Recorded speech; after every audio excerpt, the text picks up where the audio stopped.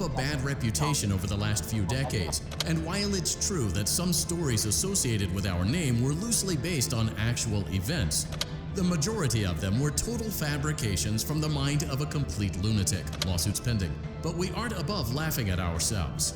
Ha ha ha.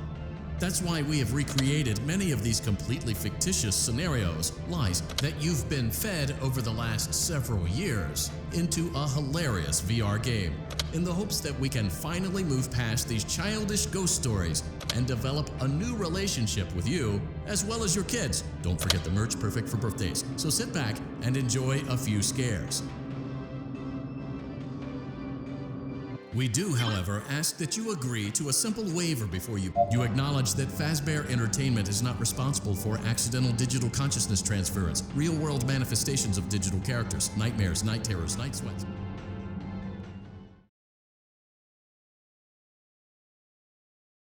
Welcome to the Freddy Fazbear virtual experience.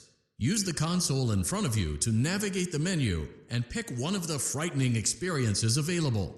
By completing these scenarios, more will become available. You'll see plenty of familiar faces and some new ones as well. So stay a while and have a good time. And remember,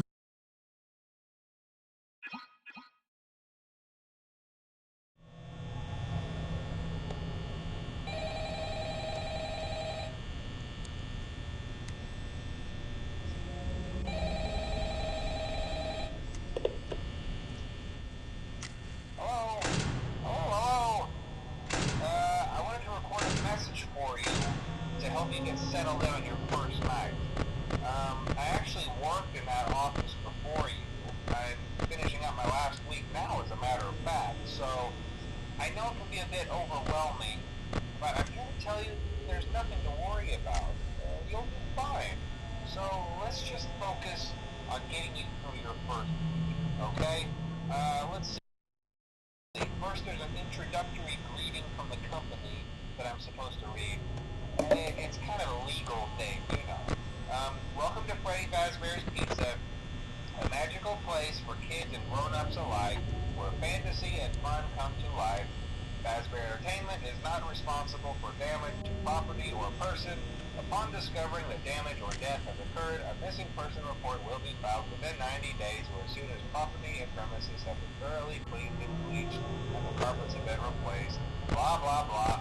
Now, that might sound bad, I know, but there's really nothing to worry about. The animatronic characters here do get a bit quirky at night, but do I blame them? No. If I were forced to sing those same stupid songs for 20 years and I never got a bath, I'd probably be a bit irritable at night too. So remember, these characters hold a special place in the hearts of children and we need to show them a little respect, right? Okay.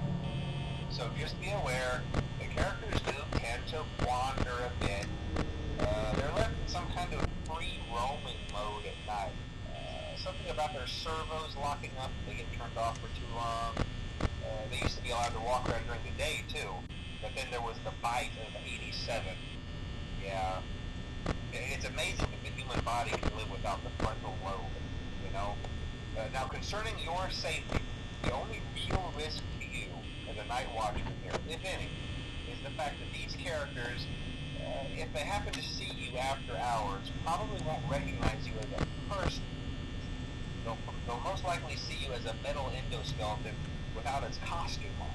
Now, since that's against the rules here at Freddy Fazbear's Pizza, they'll probably try to forcefully stuff you inside a Freddy Fazbear suit. Now, that wouldn't be so bad if the suits themselves weren't filled with games, wires, and animatronic devices, especially around the facial area.